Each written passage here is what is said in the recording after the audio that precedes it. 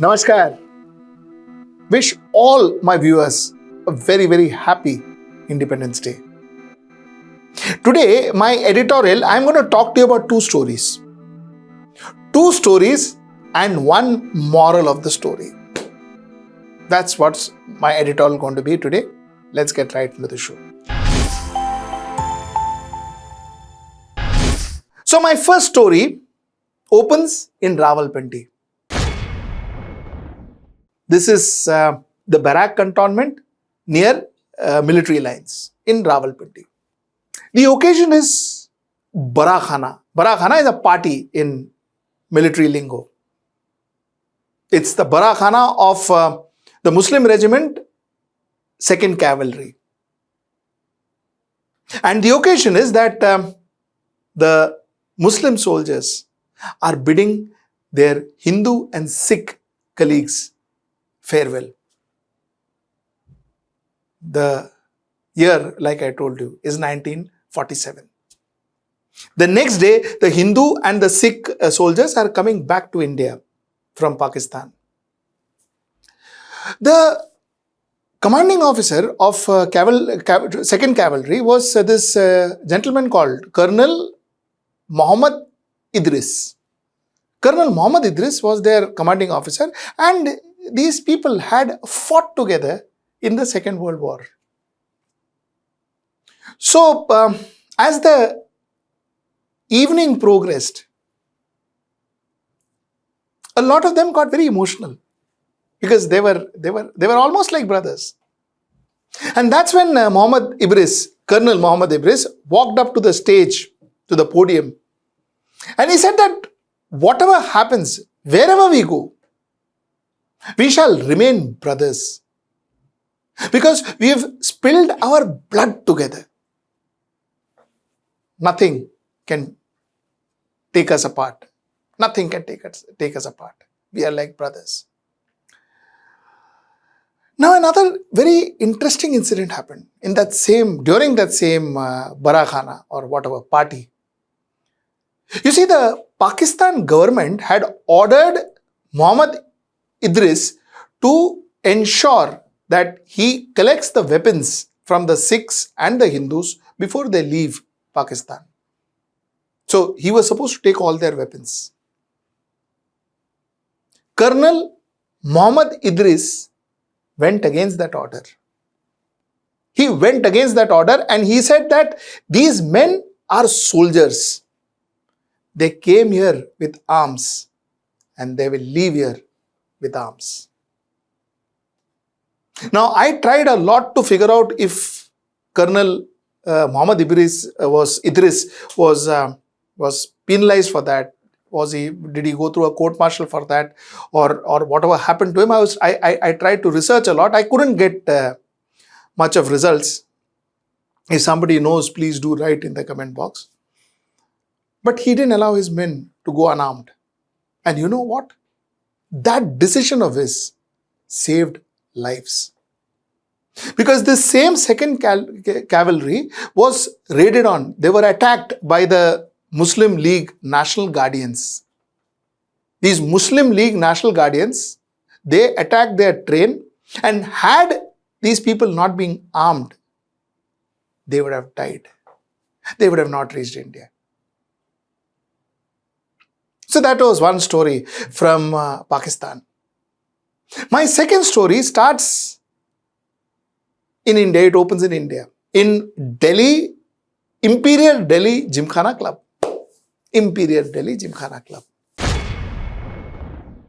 And again, the setting is of a party, of a Barakhana.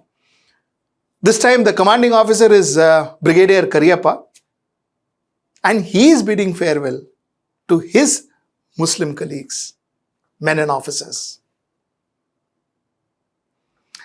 And it was beautiful. It was a lovely night. Everybody was enjoying, dancing, partying, having a drink. Everybody was having a gala time.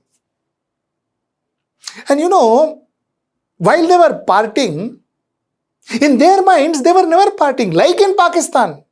Like Idris said that we will be our brothers. How can we part? ये तो momentary है. Even Indians, they said they never thought that this is end, this is partition. This is going, this is end, they will not meet each other. They never thought that way. In fact, they were talking about meeting for the next polo tournament in Lahore. They said, hang on, ये सब तो हो जाएगा. इसके बाद वो लाहौर का polo tournament, we are going to be there. Lahore polo tournament, I am told, was a very famous tournament, especially for the defense. So they said, we are going to be there. You better ensure that you welcome us. And they said, you guys, you should come to Kashmir for a hunting season.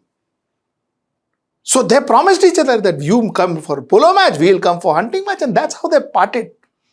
Incidentally, Brigadier Karyappa gave a beautiful plaque, a silver plaque, to Brigadier Aga Raza, who was also leaving for Pakistan with the Muslim soldiers, with their Muslim colleagues.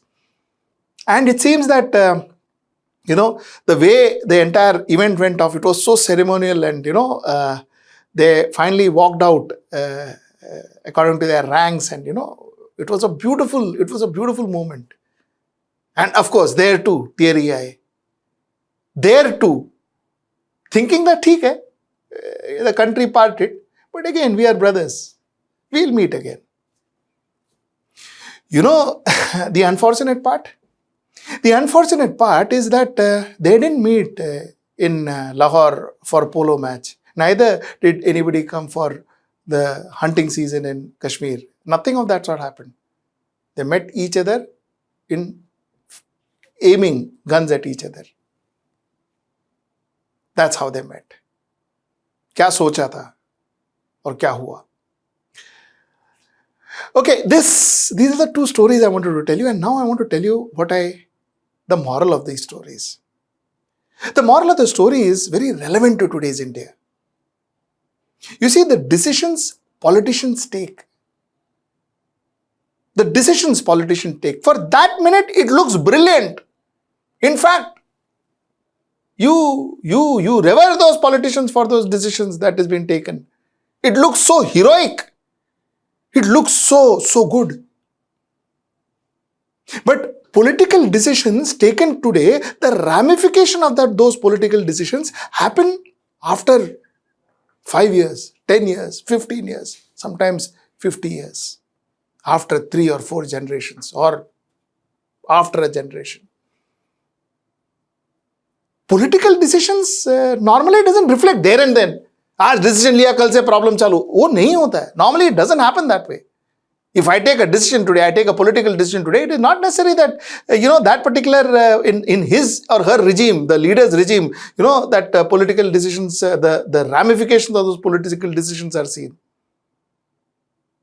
And that's precisely why it is important for a politician to have foresight. A popular politician and an efficient politician, there is a difference. A popular politician could take 10 such decisions. An efficient politician is one who takes decision with a clear foresight of what is going to happen after 50 years if I take this decision.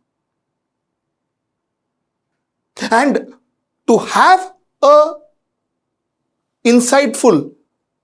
politician with foresight, you need to have voters who understand the concept of foresights, who understand the fact that some popular decision taken today may have very, very bad ramifications for the society and the country tomorrow. That's important. And that's what the story says. Both the sides, colonels, brigadiers, top officers, educated, fantastic strategic mind, brilliant officers, all of them thought that fine, the decision is taken, we are splitting, we are going to different countries, we are going to be 2 different countries, but at the end of the day, we are going to meet each other like friends. It is just going to be like lovely neighbors. We'll be coming to your house for polo and you'll be coming to my house for hunting. But did that happen? That didn't. Because the ramification of that particular decision, the ramification of all of it showed now. So that's the point I wanted to make this Independence Day. Thank you so much for watching me. And like I said, let's have a lovely Independence Day and let's take an oath that we will act for our independence, our democracy.